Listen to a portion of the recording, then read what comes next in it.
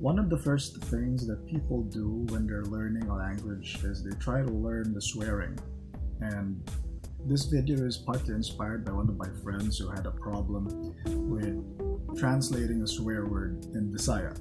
And another is I have a friend who has a channel, which I'm linking down below, that's dedicated to saying words in Visaya politely. And this is going to be the opposite of that.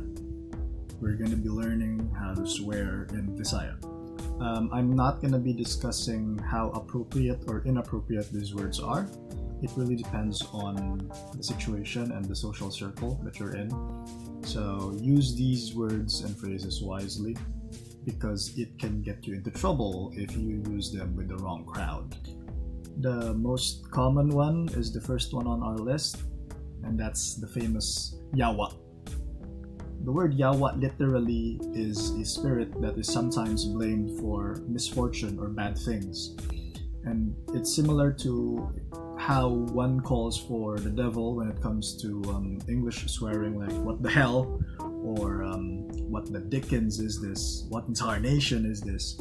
So you're basically blaming something supernatural for the bad things that are going on. Here you're blaming the yawa for it, or you're calling out the yawa. For example, if you trip or something bad happens, like you break a glass, you scream out yawa. So you're blaming the yawa for it. It's essentially an apostrophe when it comes to figures of speech. Or you could also use it to call someone because you're describing them as a yawa. Example, yawaan mo eh. So you're describing them, you're using the word yawaa as an adjective to describe someone having yawa-like qualities. Or you could also say yawa ka, which means you're the yawa. So you're basically saying that that person is the personification of the spirit of things that brings bad luck. Kayawa nimo is also a swear, but you're not using the word yawa in a negative way. You're basically saying kayawa nimo eh. So it could be you're acknowledging that they're doing something that's really bad, but you're impressed by how bad it is. So for example, they could chug an entire bottle of tanduay by themselves, one shot, shotgunning an entire bottle of tanduay, and then you see that, and then you could say the phrase yawa, or you can describe them like they're yawa. That's the phrase, yawa. Our next phrase is not as severe as yawa, but it's still a rather bad word, and that's the word bogo, which means very stupid.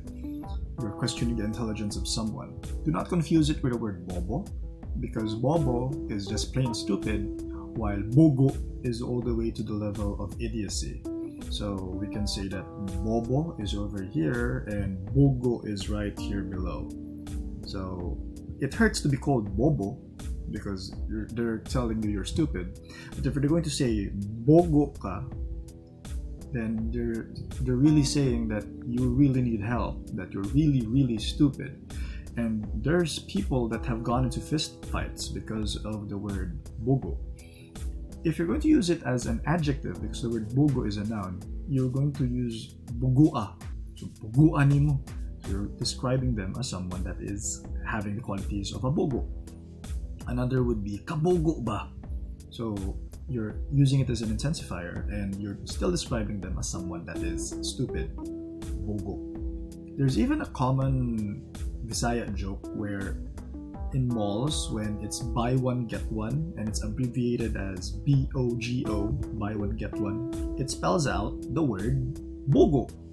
And there's been malls that have those in their advertising, bogo. And the Visaya speakers would laugh because they see the word bogo.